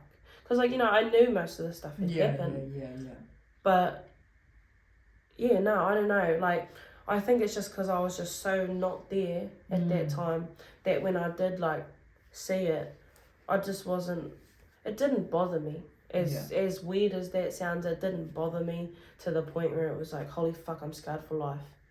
Like I still, like I definitely am scarred for life after that, but at the time it wasn't like, it didn't feel like that to me. Yeah. Like seeing that didn't feel like this big huge moment for me. It just felt like something I had already seen or known, you know? Yeah. Because it wasn't that I didn't know, it was just that I hadn't physically seen her. Yeah. But other than that, like, I was like, it was really weird to me how, looking back, how okay I was. But I wasn't okay, and that's why I probably was like that, because I wasn't okay. But like, how... Well, it sounds like a disconnection because of the trauma. Yeah, I think that is definitely just what happened. Automatic disconnection, yeah. Yeah, I noticed that it happened pretty much from the day that we blessed the motel. Because I don't know why the fuck, but I was the first one that had to go in there. I had to walk in first, so I seen everything first. I was the first person to see everything. And so I just remember walking in, because they had like these metal stepping plates because we weren't allowed to stand on the floor. Yeah. And I was just like walking on them, I was looking around, went into the bedroom, I was looking around, went into the bathroom, and then I just walked straight out. And then from that very second, after I walked out of that motel, I didn't have anything. I didn't have emotions anymore. Like, I literally had none. I was angry when I walked out. Like, straight up, I walked out of that motel and my dumbass punches a fucking power pole, a concrete power pole. But then from that very second on, didn't cry. I wasn't angry. I couldn't like think about memories. Like there was nothing. Yeah, it was just, I was so not there. I didn't know. I didn't put myself in the situation at all. Yeah. I fully removed myself from everything. Like, I didn't even stay at the Marae. I couldn't. Detached. Yeah, I detached myself from the situation. And the only time that I cried for like ages after she died, like after I walked out of the room, the only time that I actually cried or felt anything was when they took her from the marae. Yeah. That very minute, those minutes there, like that was the only time that I ever felt anything. And then after that, it was years before I felt real emotions again. But like that when they were taking her out of the marae, I just remember like I held on to the handles at the bottom of the coffin. I literally had to be like pulled off because I heard them start like doing karakia and I knew it was coming close, like because I was just laying at the end like with my head in my arms, like, oh, that's just what I was doing because I didn't want to be there. Like I didn't want to be there. I didn't want I didn't want to listen to fucking 700 people trying to get up and tell memories about it. Like, I didn't want to do any of that. I was just laying there, and then I heard them start to do their calling I knew they were about to take her, and I was like, nah. I was just like, nah, bro, you're not fucking taking my sister. And I showed up. My brother had to pull me off of this cough. I couldn't walk out. I literally had to be carried out of the marae. And that was literally the only time that I felt any real emotion, like, for years. That very instant. Not even, like, after that. Not even when we were burying her. Like, it was just that specific moment. And then after that, I was so detached from everything that, like, it wasn't even... Like, it was actually crazy. I was detached from absolutely everything. Like, I couldn't even look after my kids. Like, my kids had to be with their dad. And I had to be away from them because I couldn't love them. Like, you know, I couldn't give them what they needed. I couldn't love them. I couldn't pretend that I was happy in front of them. I just was I had to take myself out of everything. Absolutely everything. And I sort of like fell down a hole after that. Like, I was real fucked up. Yeah. Like, super, super, super fucked up. Like, I just used to drink all the time, do drugs all the time, and, like, didn't have any kids to look after, so I didn't, because I had taken myself out of the situation where I needed to be somebody, I was in a place where I didn't need to be nobody, so I just did whatever the fuck made me feel better at the time, you know? And that's what fucked me up more, like, you know, because it's like an escape thing, really, you know. I want to feel anything but what I feel right now. But then, you know, you stop, you don't drink, you don't do the drugs, and then where are you? Right back where you were before you did that. You know, it was never didn't make you feel better, it just distracted you from the feeling you had. Yeah, it just put a plaster on it, but the scab's still there. Yeah. You never healed fucking nothing, you just tried to forget that it was there. And it doesn't work. It doesn't work either. How did that trial end? The trial... Once the jury saw... So, the trial was like... They deliberated like way... Is that a word? Yeah. They deliberated way faster than we thought they were going to. Like, it was like... We didn't even have time to finish lunch, like, straight up. It was like the last day... They went to deliberate, I think it was like sometime in the morning. We were like, oh yeah, all good. It's going to take a while. We'll all go for lunch. We went for lunch and like... So that can take days too. Yeah. So we were like halfway through lunch and the court rang us, and was like, come, you need to come now. And we were like, hey, what the fuck? Like, that was literally like, what, an hour and a half, 2 hours? And we went there and like, we still were like, sitting in that position of, is this gonna happen? Like, is he about to get let go? Like, is he gonna get home deep? Yeah, like, you know, is this like, is he gonna be found not guilty? Like, you know, is he just gonna be fucking, I don't know, like, you know, is he gonna be locked up for like 18 months or something? Like, you know, like, what's gonna happen here? We had no clue. Like, we had a little bit of an idea because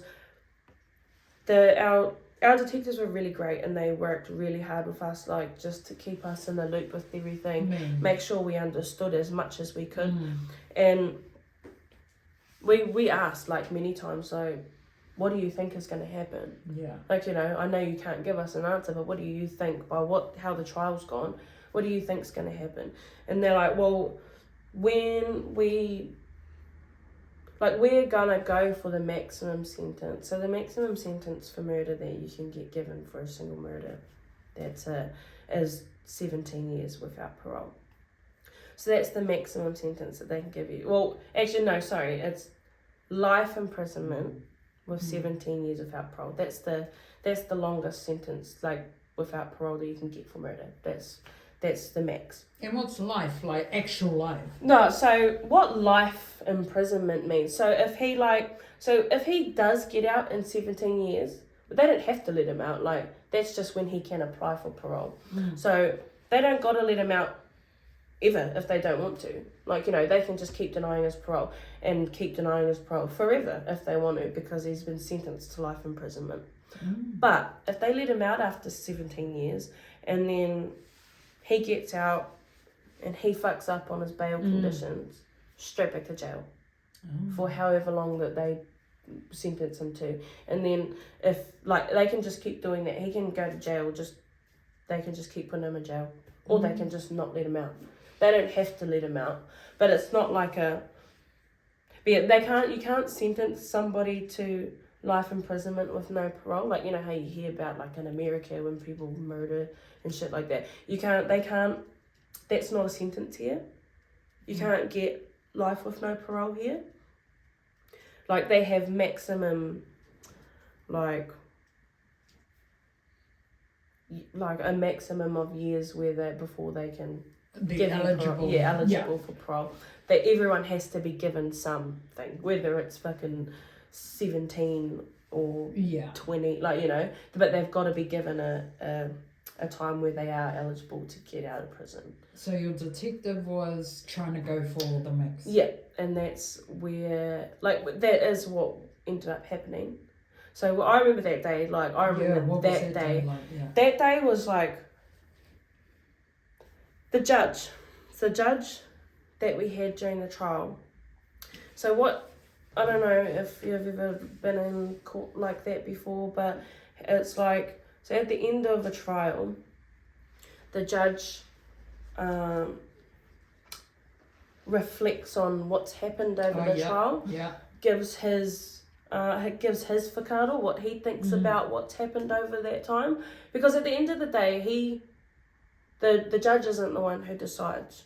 It's a jury. Like, a judge can, you know, say, well, I don't agree with that, so we're going to have a retrial. But at the end of the day, it's a jury that decides what happens. Yeah. And so he's giving his thoughts about what's happened over that time. And he was fucking like, he was absolutely disgusted. Like, in the most proper way that you could imagine, because he's got to speak properly. Yeah. He's pretty much like, fuck this cunt, you're a dirty motherfucker, what you did is disgusting. Like, you know, he's pretty much saying all of that without swearing. And, like, you know, he's supposed to have an unbiased opinion, which the way that he spoke was, he did leave it there, he did leave it unbiased, but you could just tell from what he was choosing to say that he was he did have a side. And how did you and the family feel listening to that? Oh, we were like, it was like a good feeling, I suppose, like, you know, to know that he's exactly, like, you know, he's feeling the exact same way that we all are, and he's like, you know, fuck you, bro, you're a dick, like, you know, he knows too. And it's like, we weren't sort of like left in the dark about how everybody else felt about it too. But, and like, even though it wasn't his decision, he still let us know that this is where he sits with it. Yeah. And was letting him know how he felt about him. And that day, I think that day was probably like the hardest and the easiest. Because we knew it was coming to an end, but we also had no fucking clue what that was going to look like. What the end was going to look like. Like, did we just get fucked up in the head for the last 2 weeks for no reason? Like, you know, did we just go through all of this for no reason? Or are we going to get what we came here for, which is justice for Azalia? And I just remember that day we came in from when they got us to get back. We all sat down. And because, like, the whole time that we were at court, we weren't allowed to wear anything that was like would create a prejudice to the jury. So we couldn't wear anything like with Azalia's face on it, or anything that said like justice for Azalia or anything. We couldn't do anything to make them feel sorry for us. You know, that was the whole point. We weren't allowed to try and make them feel sorry for us. That's how they pretty much put it. Wow. But so what we did that day was, on that last day, we all had these t-shirts that like had Justice for Azalia on it and a picture of Azalia, and we all wore them underneath our clothes for that end part. And so when we came back in from lunch, we all sat down and the judge says what he wants to say, goes over to the jury, and he, like, it's actual, like, kind of like the movies, like, they give the judge a piece of paper, and then the judge looks at it, gives it back to them, and then he goes, like, have you decided, like, where he's able to come, have you finished deliberating? Yep. Right, on the charge of blah, blah, blah, blah, blah, to blah, blah, blah, blah, blah, how do you find him? And it was guilty. Wow. And, like, you just heard the room, like, I don't know, it was a mixture between, like, screaming, crying, happy, everybody standing up, swearing, like, being like, fuck you, motherfucker, shame cunt, you're going to jail, like, and everyone took all their jerseys off, and, well, because they had already decided, we were allowed to do whatever the fuck we wanted. Took all our jerseys off, and all you could see was just this big sea of white and my sister's face all over everybody. And, like, we got in trouble for, like, we ended disrupting the court. Yeah, we got in trouble. It was like, he let us go do it for a little bit. He's like, nah, I need you to stop now. Like, I'm going to get in trouble for letting you be disruptive in court. But no, that day, like, it just felt like a weight gone off of their shoulders. Not gone, but like she's not going to come back. But he's fucking gonna pay. Yeah, exactly. Like, that's exactly what it was, is we finally, like, our grieving process couldn't even start until then. Because, like, for that 18 months, we were just in and out of court. Like, in and out of court for the brother, for the mother, for his shit. Like, we were just in and out. And it wasn't until, like, that point where we felt like we could even begin to grieve, because we didn't have to sit down every other week and see one of them, like, it was just, we could finally rest. We could rest from all of that. Not for long though, because he appealed his sentence. What the fuck? No, I don't fucking know. He wasn't allowed to appeal the conviction, so he appealed the sentence instead. And then this was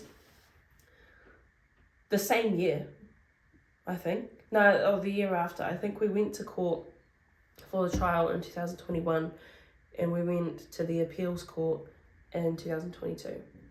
And he was appealing his sentence. So it's so stupid. Like, it's honestly so fucking stupid. So there's only one appeals court in the whole entire country, and that's in Wellington. An appeals high court. And that's in Wellington. So we go to Wellington for this appeal, and his argument is so he didn't use his fucking what is it called, like, psychology report in the trial. So he didn't use this in the trial because he knew he wouldn't have been able to plead not guilty, because they wouldn't let him plead not guilty, like, due to insanity, because he wasn't. He couldn't claim that. So he kept his psychiatrist fucking report, like, private, because you don't have to give shit like that. Like, they don't have to release that to the court if they don't want to. If he says, nah, I don't want to, because of, like, patient fucking doctor. Yeah. And so when he went to this appeal, he used his thing, and it was, he's not responsible. Oh no, it would be manifestly unjust, so unethical, to keep him in prison for 17 years and not let him get help for complex post-traumatic stress disorder. So it's pretty much just PTSD complex. I don't know how else to explain it. But so he used this in his appeals court, and he said, so in this part he told them he had amnesia. Sorry, it's not funny, but, like, it's just so stupid that it's funny. The audacity. Yeah, like, so he goes, I had amnesia from my complex post-traumatic stress disorder, and when I went back to the motel that night, I went to bed beside Azalia, and then I woke up on the floor and seen her dead. And then what left? And then what dumped all the shit from the fucking motel in the river? Had a shower, But oh no, it's all because I had amnesia. I don't remember any of it happening, but I must have been there because I woke up there on the floor. That was his appeal. Wow. And how did that feel as a whānau to hear that? Oh, it was like, it just felt like what are you doing, bro? Like, you know, like, why are you doing the most to just keep going? Like, keep going and keep going and keep going. Like, you're going to keep going and do anything you can to keep us coming back here. Yeah. And I can guarantee you, like, he's not even doing it for himself. He's doing it to continue to make us struggle. Like, I just know that we've always, like, even with, like, victim impact statements and shit, we tried, like, real hard not to let him know how much he affected us, because he would have got off on it. Yeah. You know, he would have loved that. He would have loved hearing about it. He would have loved knowing that we were all fucked up because of something that he did. You know, and I can guarantee, like, that's why his appeal wasn't like, all he was trying to do was get his sentence reduced. And it's like, he literally was saying that his lawyer said it would be manifestly unjust to keep him from further treatment for that complex PTSD. And it's like, he literally got pretty much laughed at by the appeals panel, because an appeals court is different from a normal court. When you go up in an appeals court, it's a panel of like 6 judges, and they collectively decide how they feel about what's just happened. And what did they fucking say? They were just like, pretty much just like, no, like, get fucked. You can't use this now, like, just because you didn't fucking win the last thing that you wanted to do. Yeah. Like, you know, that one didn't work. Saying I didn't do it didn't work. So you can't just come here and say, oh, I did it, but it's because I've got this thing and now I want you to change my sentence because it wouldn't. Because I can't remember and it wouldn't be fair. Oh, it wouldn't be fair. Do you know what's not fair? Someone's dead, bro. Yeah. And you're crying because you want some treatment for your amnesia, your complex PTSD, you can get that in prison. You don't need to be let out any earlier. They got doctors in prison. They can get you a psychiatrist in prison. They can get you medicated in prison. You don't need to be out to get treatment. Fucking hard out. What were you like when you heard that? Oh, God. I straight up was like sitting in there. This was my face. Because what the fuck? Like, why are you just trying to, like, that's what I mean. Like, I just felt like you're just doing the most. You're doing anything you can just to keep the attention there. Just to keep the attention on this and on you. And, like, you know, like, just dumb shit. Like, he's just doing anything that he could. He, like, even fired his fucking first lawyer because she wouldn't do the appeal. She was like, no, that's fucking stupid. Like, he's like, okay, then, all good. And then he was being his own lawyer. Oh, yeah. God. Until someone, because nobody else would take him on. And then so he finally found someone else to be like, yeah, okay, I'll take you and I'll do this appeal with you. And then even the court, like, the appeals court, was like to this lady, why did you even come here? Like, why did you take, bring this here? Why did you even take this on? Like, this is the most useless fucking appeal that we've had in years. I don't know, straight up. Like, they were like, I don't even know why you tried. What did you think was going to happen? We're going to be like, oh no. Yeah, shit. Okay, shit. We'll cut it down to 2. Fuck. We'll cut it down to 2 and we'll do time served and you can get out now. Oh, good. There you go. Go get your help. And they said, because they tried, I actually forgot about this, but like how he tried to say that he didn't know and like it was this spontaneous thing. They were like, no the fuck it isn't, because literally there's reports all through your history of you beating up your girlfriends. Yeah. It's just the difference is this time this one died. Like, you know, they were like, you can't tell me that this was like some spontaneous reaction to your complex post-traumatic stress disorder. Unless you had those random reactions every other time you had a woman. When he was on trial, and he was saying not guilty, did he get up and testify? No. Oh, he didn't. No. No way. He just let everybody else do it for him. Which, I reckon, he would have had a better chance if he did try to get up and tell some bullshit story, like, you know, try and give his piece. Because everyone, I think he thought that, like, all his mates and shit were gonna be like, nah, I didn't see it. No, everyone got up and told the truth. Straight up, everyone got up and just told on him. And it was like, he's trying to sit here and say, no, I didn't. And everybody that he knows is like, yeah, he did. I seen him that day. He told me. And what was his reactions during the court? Like, could you see remorse? No. Okay, so he fake cried once. Fake. It was fake as shit. There was not even any tears. But this cunt, straight up, like, I remember one thing that made me be like, nah, fuck you. When I was sitting up and I was in the witness box, he's smirking. And he did it so many times throughout the trial. Like, having laughs, smiling at shit, like when people would say things about him. And it was like, you're actually disgusting, bro. Like, you're literally sitting there in front of a whole courtroom of people, in front of your friends, in front of your family, in front of that judge, in front of those 7 fucking cops, and they can see you. I can see you and I'm behind you, but they can see you, bro. They can see you when they can see your reaction when someone says something and you're like, yeah, I did that. You know, that was like that was what the look he was giving was like, yeah, that was me. It was disgusting. Like, it was actually disgusting. The one time that he cried was, they were saying something about Azalia and him, like, to do with their relationship. And he, like, cried as if he was, like, sad, like, oh my God, my girlfriend. Like, you know? Like, as if you're not the reason she's not here, bro. Like, you don't get to sit up there and cry because you killed her.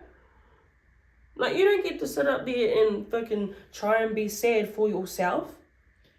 Did it ever come out what he did, like, that night, how that actually, so he would have got home in that taxi, did it ever come out?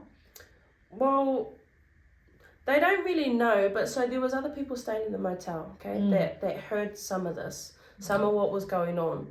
And it was like, they didn't really hear much because, like, you know, it was the middle of the night. Like, it was like 2 o'clock in the morning, 1:30, 2 o'clock in the morning. So it wasn't like middle of the day people can listen. It was like they get woken up from banging and yelling. And it was like the guy that was staying next to them, all he really said that he heard was baby crying and the banging and him. I'm pretty sure it was when he was on the phone to the guy that he was showing Azalia, because he said he heard him having a conversation, but not with a woman. He heard him having a conversation saying, look what you made me do to your bitch, like, fucking, look what I did and it's all your fault. Like, just shit like that. But they made up, like, sort of a maybe story about what happened. Yeah. Because when nobody actually knew, they made up a maybe. And so, in their thing, what they decided had happened was, so Azalia was either in the shower or just got out of the shower when he got there, because she was in her towel. She was in her towel when they found her. And he had come in, seen her in the shower, been like, why the fuck are you in the shower? Who's been here? Yeah. You know, why are you in the shower in the middle of the night? Oh, maybe because I just bled everywhere because I'm on my fucking period, bro. Not because I had somebody in here. That's not why I'm showering at 2 o'clock in the morning. But, so that's their sort of story that they've kind of came up with was, he's come in, she's getting out of the shower and she's in it, I don't know, one of those two things. And he's like having a go, and then that's when he brings up the, because you're pregnant too, blah, blah, blah, and that too was here, and all of that. And he, pretty much, they couldn't really make up they couldn't put together a story from what, like, they had seen. So, like, they seen, when they went in there was not really, like, a story to be told by, like, what you could see. Because it was just, like, everything. Yeah, it was everything, everywhere. You could tell that there had been a fight in the little lounge area, because, like, the table that was by the door was knocked over, like, things were out of place. You know, that you could tell that things had happened, but they couldn't put together a storyline. Mm. All they know was that Zalia was either in the shower, getting out of the shower, when he comes home, 'cause she's in her towel. And it started in the bathroom. Mm. So it started in the bathroom with the door closed. They know that much because the back of the bathroom door, because it wasn't a very big bathroom, probably like, Yeah. you know, just like a little bit of a square with a shower, a toilet and a sink. And so when you come in, like, you know, you've got to go all the way to the other side of the door to close it. You can't just like turn around and close it. Yeah. So he's gone in, she's in there, he closes the door, starts doing whatever the fuck, don't know. Yeah. But there's blood on the back of the door, the walls, the mirror, the roof, the fucking everywhere. And they're inside the shower. And then they've come out of there, still going. Oh, the bathroom comes off of the bedroom. So when you came out of the bathroom, they're straight in the bedroom. And this is where they're assuming most of it happened. And the baby would have been in there. Yes, the baby would have been in there. And they're assuming this is where most of it happened because that was like the main area of evidence. Yeah. And then they'd obviously been in the lounge area because shit was everywhere, and there was her blood, like a drop of her blood, like by one of the kitchen drawers. And I don't know, they couldn't figure out where it came from or how it got there. Just one single drop. So they had been every single room. All of these things had happened. It was not just, and that's what sucked to find out. Like, it wasn't fast. She didn't just get to like just die.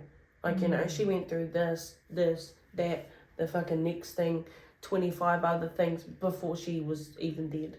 You know, like it wasn't like he hit her in the head and she died. Yeah.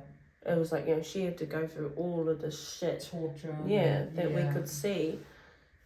And then be left on the end of a bed naked with no dignity. You know, like, that's fucking sucks. Like, I don't know how else to explain it other than the fact that, like, I just don't know how someone could do and something. Also, if her baby was in the same fucking room, that would have been on her mind. Yeah, no, definitely. Keeping baby safe. As a mum trying to get to her child and fuck. Like, it's just there was so many things that happened, like, in that, it probably wasn't even a large span of time either. Like, you know, it probably was a lot quicker than my brain makes it out to be. Yeah. But it still was like, you know, it was a process. Yeah. It wasn't just like, she couldn't have, like, you know, I don't know. I would like to think that she died quickly, but I have no, like, I doubt it, you know? I doubt it. Because how can all of these different things happen? Yeah. And you know, and it didn't. It didn't. I know she suffered. I know that she was thinking about what was going on. I know that she was probably thinking about their baby. I know she was probably thinking about, what the fuck am I supposed to do? You know, how do I get that baby? I can guarantee you, that's all she wasn't thinking about herself. She would have been thinking about baby. And that was like one of the hardest things to know, was to know that she was alone. She couldn't do anything. She was like, took the time. It took time. It didn't just happen, you know? She didn't have I don't know how to explain it, like, it was quick enough to the point that she didn't have the opportunity to change it. Yeah. But I know she suffered. Long enough for her to suffer. Yeah. But they couldn't really come up with like a full-on story. They just guessed by, because there was so much going on in there. They just had to guess. They had to guess like what happened. Put the pieces. Yeah. What did he end up getting in the end? Oh, like the sentence. You know, he got life imprisonment, 17 years no parole. 17. I hope he don't get out in 17. Well, it's not even 17 years now. It'll be 12. Oh, when did it happen? 2021. He got sentenced. Yeah, so no, like fucking 15, 13. I don't know. Can't maths right now. But like, you know, like he's been like in and out. Like, he's not a good person anyway. Like, you know, he's been in and out of jail like a lot of times in his life. So he's like a known person to the system. But he's like all like gang related and shit as well. So like, I can guarantee you he's probably up to no good in prison. So he's not going to get let out. And like, also something that they said we could help, like that would help with keeping him in there, is every time that he does have an appeal or does try to appeal, show up. And even if it's like you don't want to go because it's been 17 years now and you've healed from that part of your life and you don't want to put yourself back there, show up and tell that court in a victim impact statement what happened to your life after that. And like, what do you, because I honestly, like, I live in this, I'm not like stuck in a place, but like, I live in this constant fear that he's going to get out of jail one day and just come after me just to be like, you know, that person. I just live in this constant fear that he's going to get out of jail and he's going to come and it's going to be my turn next. You know, like, that's just what's been like put in my head.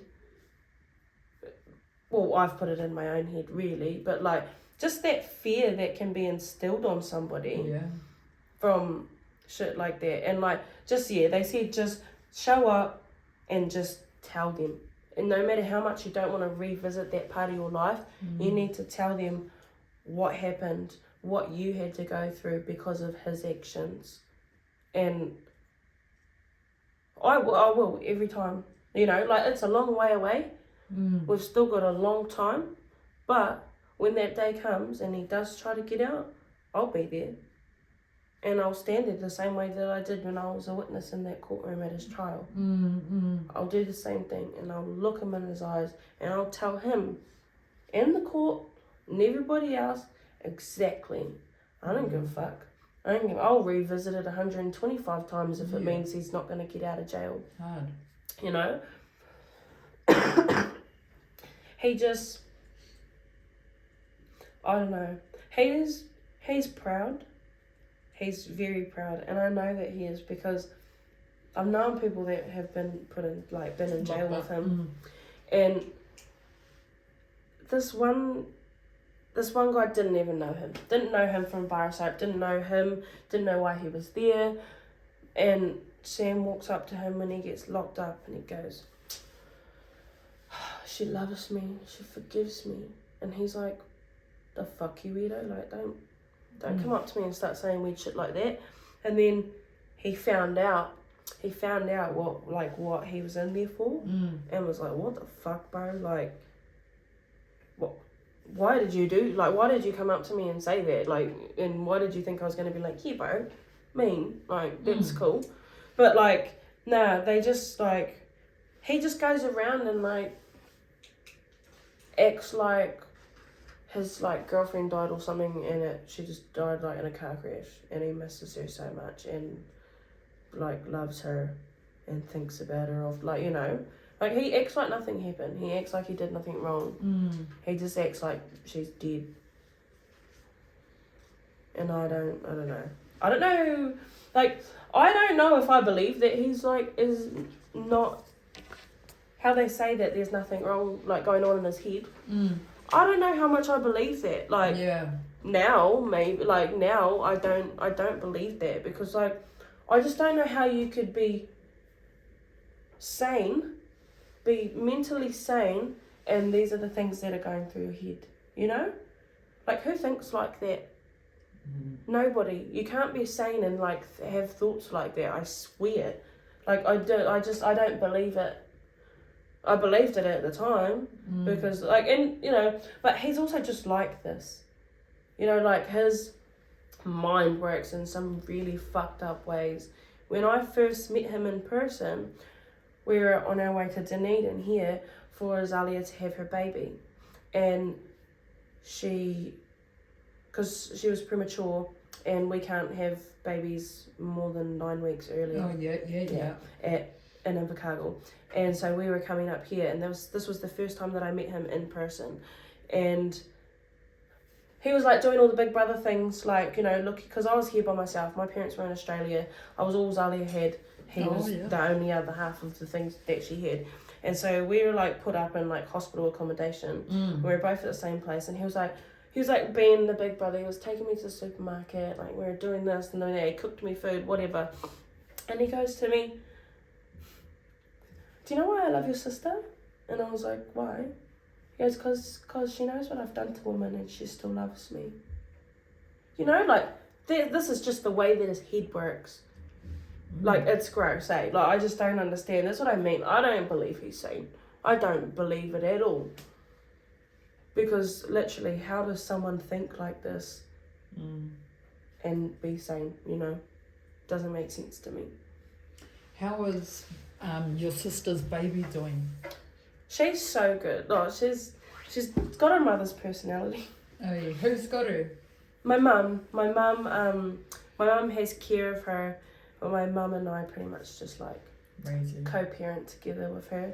But no, she's honestly, she's the coolest kid. Like, she's an absolute dick like her mum. And like, honestly, me and her fight like we're sisters. It's so funny. It's so funny because she just reminds me of her mum so much. And it's like, I swear your mum's visiting you, because there's no way that you're going to act like this without knowing your mum. Like, But nah, she's so bright.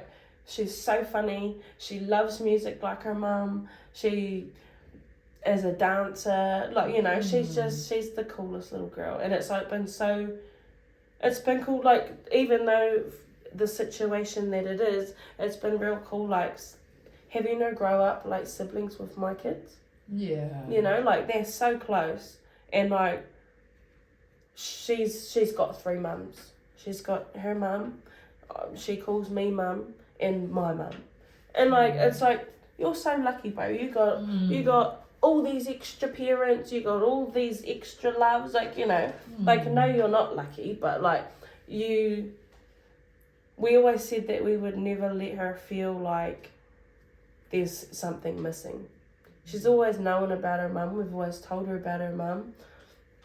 They obviously don't know what happened, but they know that Azalea's not here, and that we call her gravesite, it's called Lala's garden, because that's what they call her. They call her Lala.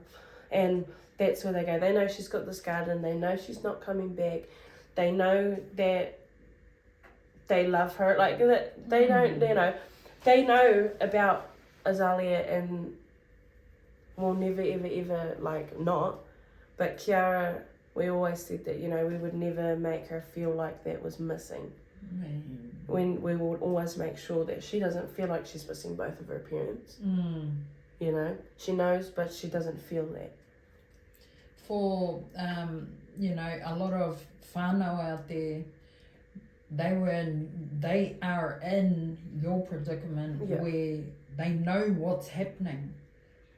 How the fuck do you stop it, or what's your advice to those whānau out there? I've had this asked to me from so many people, like people that are in those situations where they know something's going on, but they can't do anything because nothing's working. Like, it just doesn't work. But honestly, the only advice that I have is to be there and to know that they have a support system to fall back on, because most people that are in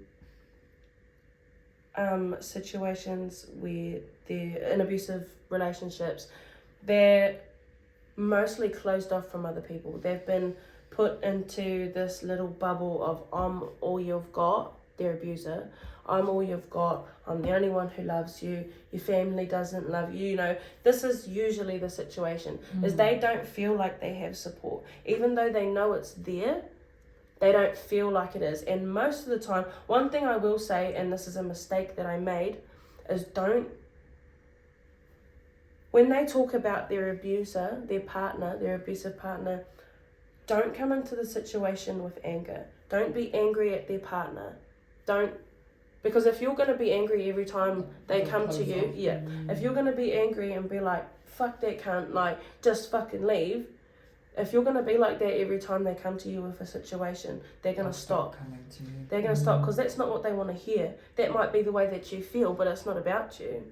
It's about them and what you can do for them, not what is going to make you feel better about the situation, because it's not about you.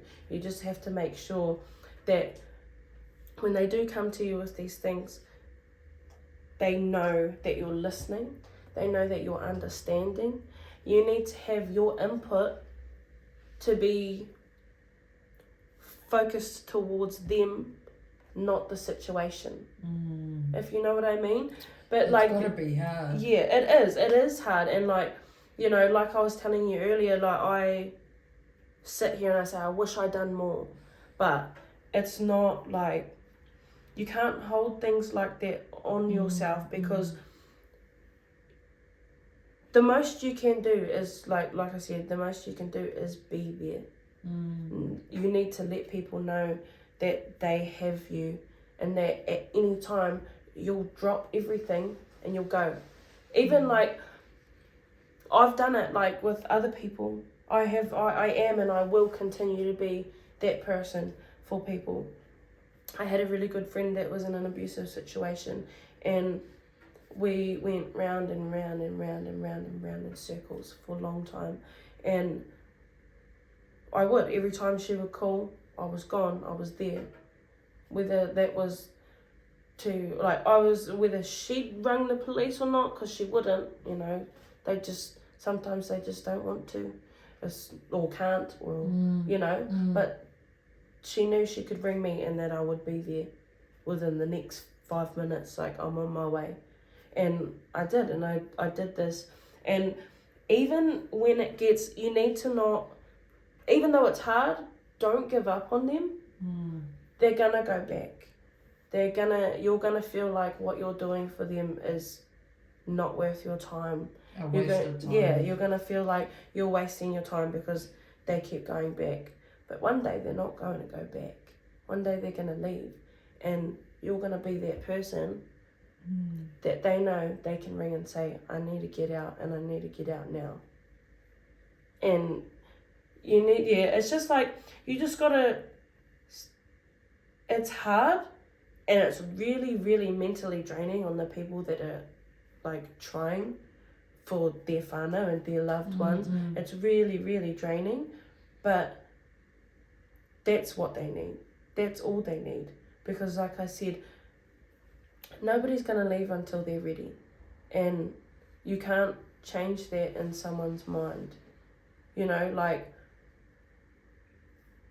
people go through shit like this for years. Like, actual years and years and years. The only difference with my sister was it happened so quick. You know, like... Did you ever feel like, you know, how he wasn't allowed over home, and that if things were different, she wouldn't have been at a motel? Yep. Yeah. Yep. We've thought about everything. Yeah. Everything, absolutely everything. You rethink everything. You think about what would have happened if it was like that. Like, you know, what if he was allowed to stay home? Yeah. Would that have still happened one day? But those are the things that you need to not think about. Yeah. Because those are the things that continue to fuck you up, is the what ifs, or the I should haves, or the I could haves, because it's not going to change anything now. Yeah, that's all right. But what I learned from reflecting on those things is how, you know, you can put those into other people's situations. You know, it's not a blessing, obviously, because she's dead, but it was a blessing to me to be able to use all of this. Take from that. take from my situation and implement it into other people's lives so that they've got that. Because, you know, so that they don't have to go through that to know. To get that, at the end. Yeah. You don't have to go through it to get what you need to know out of it, because I went through it. Well, you know, it was me and my sister and my whānau, and so you don't have to. Yeah. There's people out there that can help you, because like, you know, it's hard sometimes to look for help. One, when you're in the abusive situations, and two, when you are the whānau of the people, because a lot of the services and like things like that, they're helpful and they do a lot, but sometimes it's a lot better to hear it from firsthand. You know, from someone that's in the situation or been in the situation, someone that can relate to you on a level that's more believable, if you know what I mean, rather than going to sit at some desk with some lady that's got no clue, you know. It's somebody that's been there, it's somebody that's done that, and you feel like, you know what I'm talking about, not I'm coming here and you're just doing your job, you know. Hard. But that's like, it's hard. It's a hard one. There is no right way to help someone in a situation like that. There's no wrong, well, there's a wrong way, but there's no wrong way, as long as you're trying. What would your advice be to any women that are in the situation like your sister?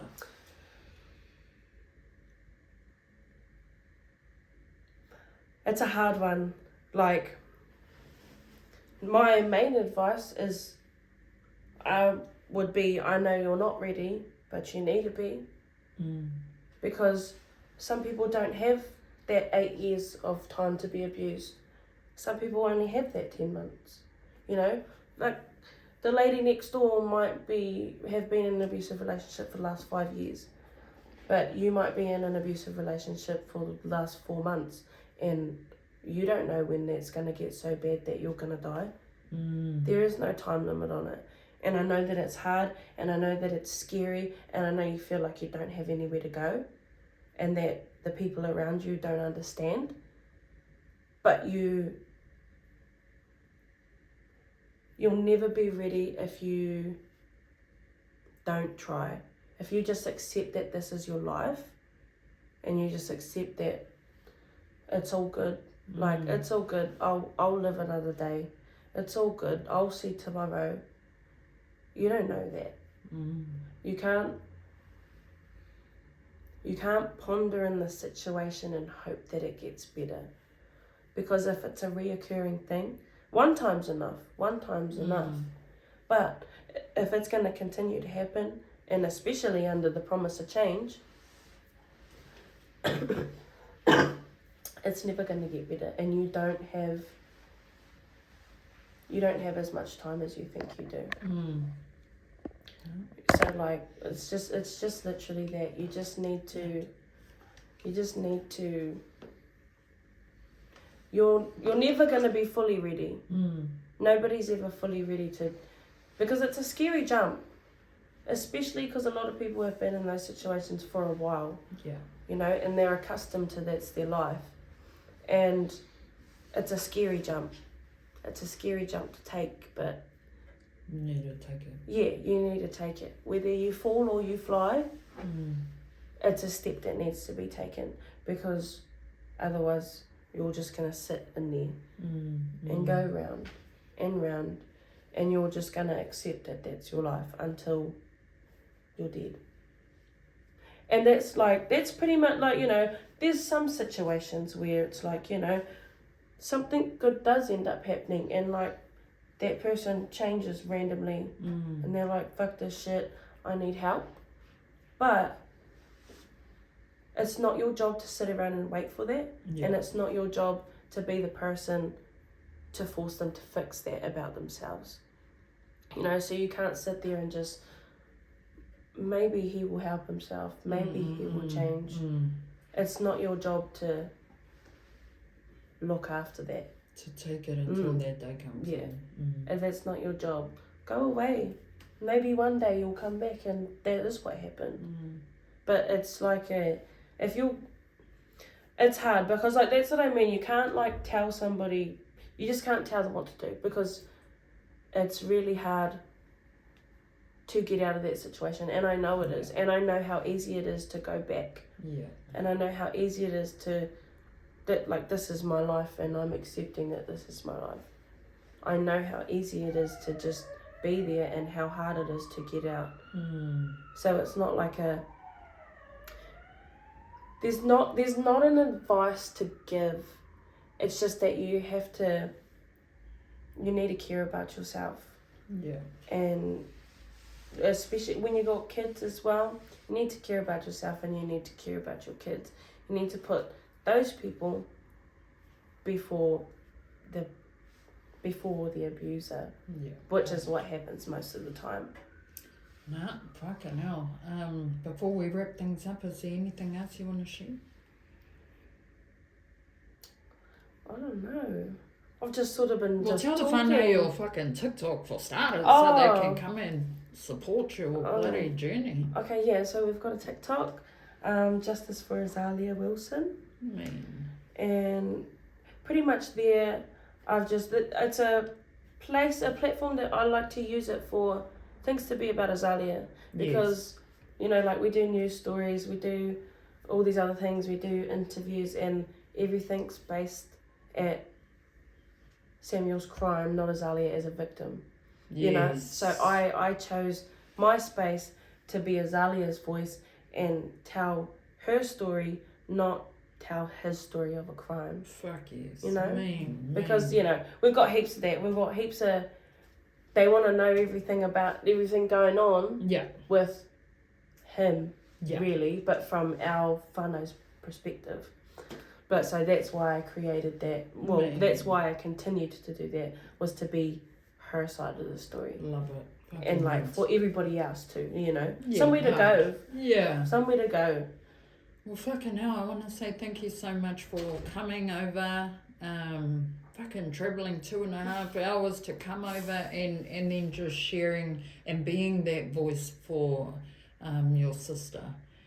And we all wish you and your whānau the best, and and the best for her little baby. But yeah, thank you so much. No, thank you. Honestly, thank you for the opportunity to be here, because this is like, I feel like this is my purpose in life, is to be this person for my sister and for everybody else. This is my mission. And I'm just really grateful to have had the opportunity to come here today and share with you and everybody else. So thank you all good for doing what you're doing.